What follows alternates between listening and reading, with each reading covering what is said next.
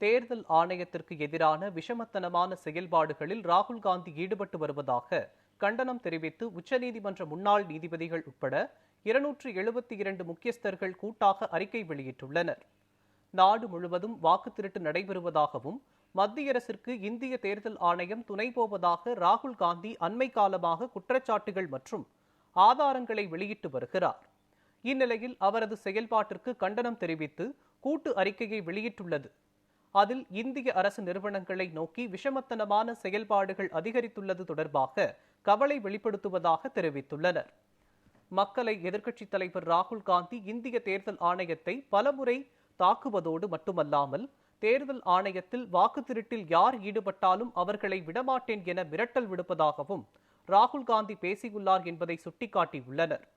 காங்கிரஸ் மட்டுமல்லாமல் பிற கட்சிகள், அரசு சாரா நிறுவனங்கள் உள்ளிட்டவையும் இந்திய தேர்தல் ஆணையத்தின் வாக்காளர் பட்டியல் தீவிர திருத்த நடவடிக்கைக்கு எதிரான கடுமையான வார்த்தைகளை பயன்படுத்துவதாகவும் இது அரசியல் விரக்தியை மறைக்கும் முயற்சி என்றும் அறிக்கையில் தெரிவித்துள்ளனர்.